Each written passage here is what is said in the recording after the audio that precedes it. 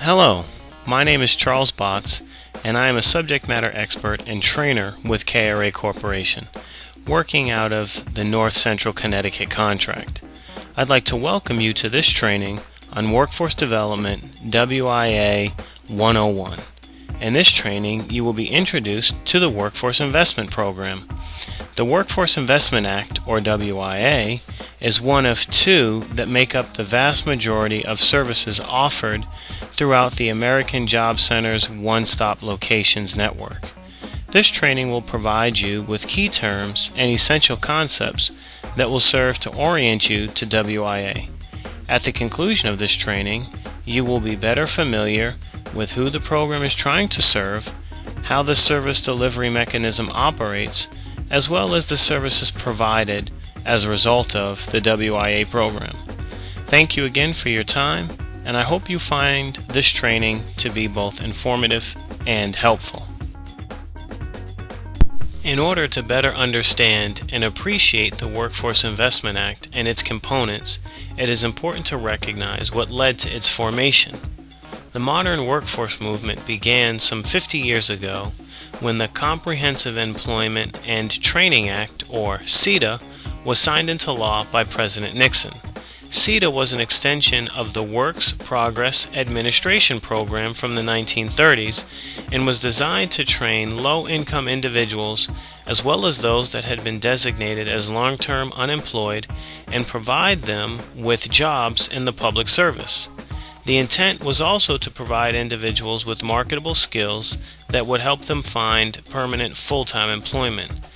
The Act also served to decentralize control of federally held job training programs, giving more power to individual state governments.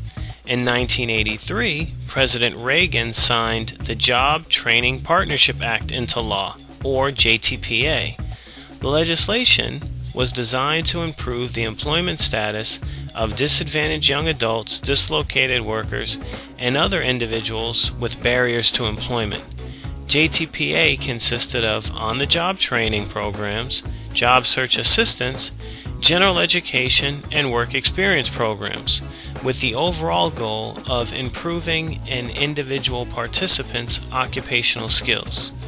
This brings us to the Workforce Investment Act, which was signed into law by President Clinton in 1998.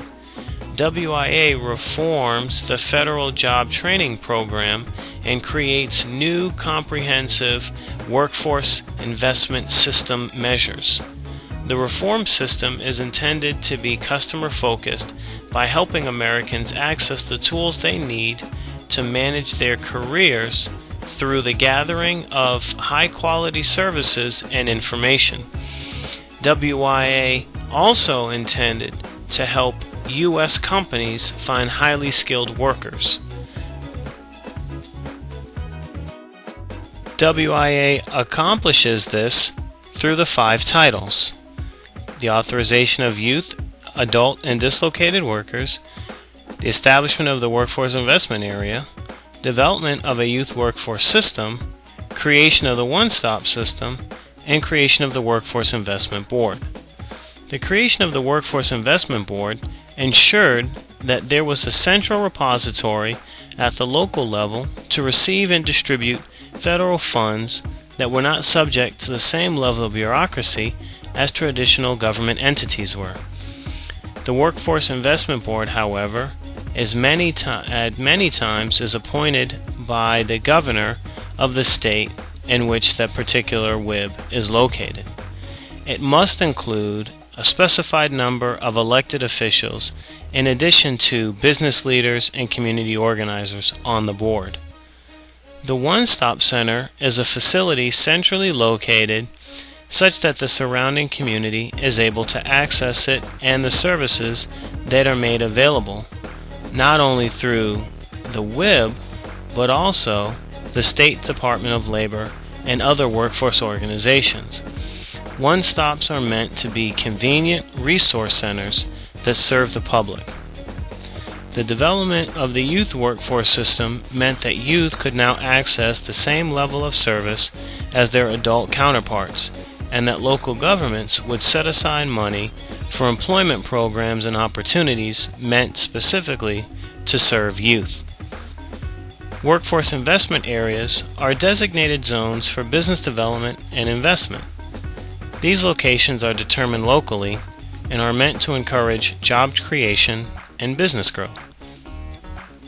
Lastly, the designations of youth, adult, and dislocated worker were meant to help in the directing of funds as well as to help ensure individuals accessing these services through the one-stop centers receive the most appropriate and effective services based on their particular situation.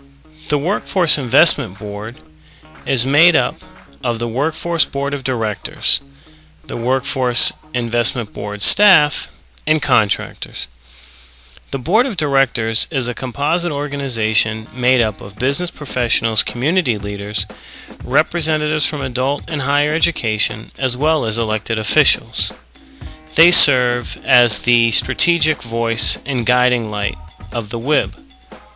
The WIB staff are those individuals that work directly for the board. They are not volunteer board members, but paid professionals that manage the budget and programs that come out of the Workforce Investment Board. The WIB contractors are individuals and organizations contracted by the WIB to perform certain programmatic and operational functions. Contractors perform the work that the WIB either doesn't have the expertise or resources to execute. The American Job Centers is the new brand name for the country's one-stop centers network.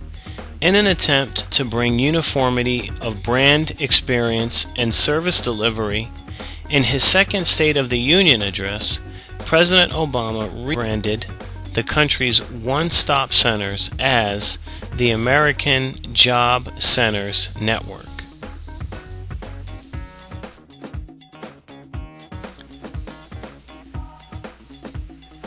As you may recall, earlier in this presentation, we discussed the three cohorts that received status title under the WIA legislation: youth, adults, and dislocated workers.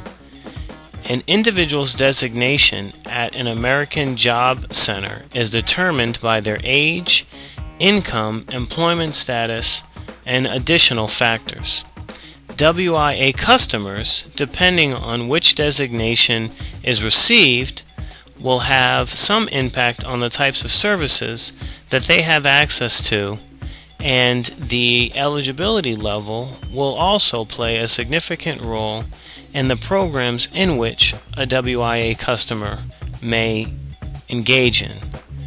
To be clear, regardless of an individual's designation, all WIA customers have access to appropriate and effective services to help them meet their individual employment goals.